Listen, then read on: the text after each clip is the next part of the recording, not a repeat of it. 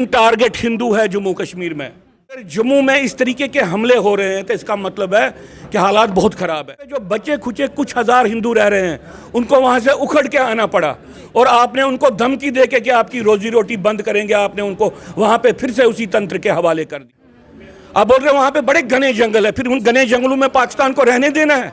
भारत सरकार की जो पॉलिसी है उसकी सोच में ही फर्क पड़ता है। खुद ही आप अंधे बन जाते हो। आप कैसे अकाउंटेबिलिटी की प्रोसेस को, अगर इस बात का संज्ञान नहीं है तो फिर अमित शाह जी और पुराने पहले वाले मिनिस्टर्स में फर्क क्या है? नमस्कार, जी 24x7 डिजिटल प्लेटफॉर्म में आप सभी का स्वागत है और मैं हूं शिल्पा शर्मा।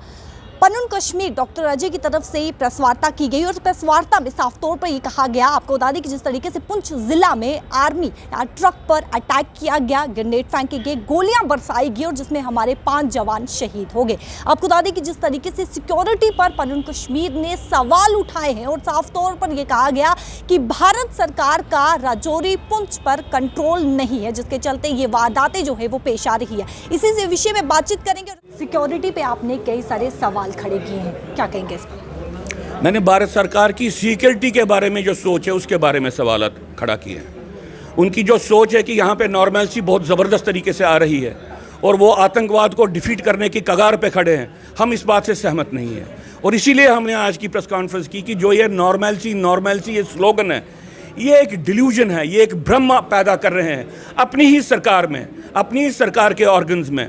हम नहीं समझते हैं यहाँ पे हम नॉर्मलसी के करीब आ गए हैं। जो हाल ही में पुंछ में हमला हुआ है उसके बाद हम क्लियरली हम भारत सरकार को बोलते हैं 2 साल से हो रहा है, ये कोई छुटपुट घटना नहीं है। और आपने खुद उद्घोषणा की थी कि 360 डिग्री अलर्ट होगा, वो कहाँ है? किस तरह से ये इस गाड़ी पे हमला हुआ? और अगर ये अकेली गाड़ी थी, आपके स्पेशल ऑपरेटिंग प्रोसीजर्स कहाँ पे है? अगर वो नहीं है फिर आप कौन सी उद्घोषणाएं कर रहे हो?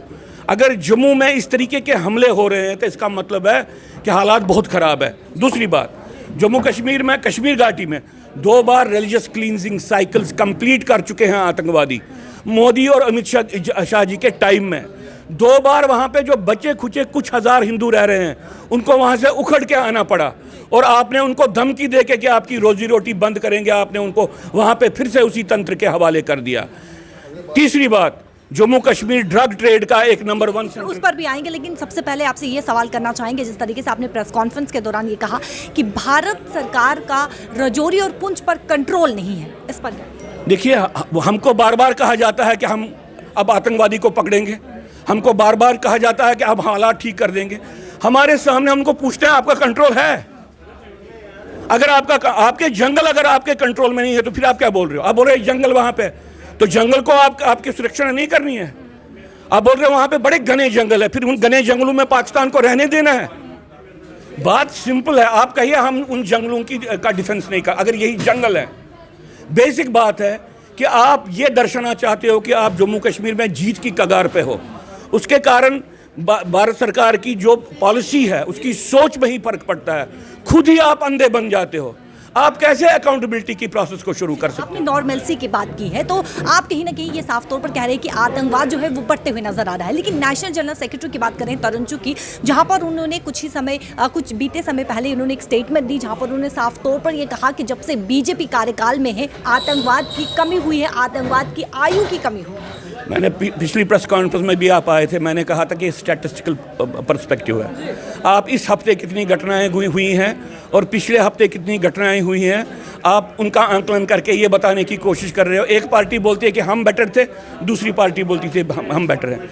ये वही तरीका है जो पिछले 30 साल से आतंकवाद का इन पार्टियों पर भी उन्होंने निशाना साधा, गांधी परिवार, मुफ्ती परिवार और अब्दुल्ला परिवार पर निशाना साधा, जहां पर उन्होंने कहा कि उस टाइम पे आतंकवाद चरम सीमा पर था, हमने आतंकवाद को कम किया। अमित शाह जी ने यह कहा कि अभी आतंकवाद कम हुआ है, वहाँ पे 25 सिलेक्टिव हत्याएं हुई, 2 या 3 हज़ार जो वहाँ पे हिंदू हैं, इसको प्रोपोर्शनेटली आप लीजिए और उसको 90 के साथ कंपेयर कीजिए, क्योंकि अमित शाह जी 90 के साथ कंपेयर कर रहे थे।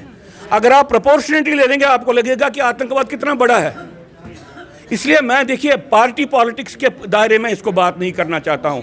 कांग्रेस ठीक है कि बीजेपी ठीक है, लेकिन मेरे जो होम मिनिस्टर हैं, मेरे जो प्रधानमंत्री हैं, मुझे उसको कहने का अधिकार है। भाई जिस तरीके से आप सोच रहे हो वो ठीक नहीं है। उस तरीके से अंतर्राष्ट्रीय आतंकवाद का आंकलन नहीं किया जाता है। आपको अपने सोच को बदलना होगा। हम आपके हितैषी हैं, लेकिन आप ये नहीं समझे कि सब लोग आपकी हर एक बात का अनुमोदन करेंगे। वैसे नहीं होता है। हालात आपके यहाँ पे ठीक नहीं है। हिंदू को लेकर भी आपने प्रश्न उठाए कि हिंदू पर भी ध्यान नहीं दिया जा रहा है, इस पर क्या? मुझे लगता है कि ये इनसेंसिटिव बन गए हैं और बहुत समय से ये इनसेंसिटिव हैं। इन्होंने हिंदू को कहा, हम चूंकि हम अपने आप को ये समझते हैं हिंदू लीडर हैं, टारगेट हिंदू है जम्मू कश्मीर में। और अगर इस बात का संज्ञान नहीं है तो फिर अमित शाह जी और पुराने पहले वाले मिनिस्टर्स में फर्क क्या है? यानी कि आप साफ तौर पर कह रहे हैं कि यहाँ पर हिंदू पर ध्यान नहीं दिया जा रहा है, जहाँ पर आपने कहा कि हिंदू जो है वो टारगेट है।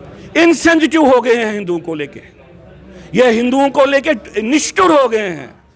ये इनकी बात है। जब तक ना इस बात को वो समझें कि हिंदू समझते हैं कि आपने उनको तर्क कर दिया है, अबंडन कर दिया है, जब तक ना वो इस बात को समझे हम तो बात करते रहेंगे। पनन कश्मीर के चेयरमैन डॉक्टर अजय ने कई सारे सवाल खड़े किए हैं, जहां पर सिक्योरिटी को लेकर भी सवाल किए और आतंकवाद को लेकर भी सवाल किए। लेकिन अगर आतंकवाद की बात करें तो साफ तौर पर यह कहा जाता है कि तरुण चुग यानी कि नेशनल जनरल सेक्रेटरी तरुण चुग की तरफ से साफ तौर पर कहा गया कि आतंकवाद की आयु कम की गई है।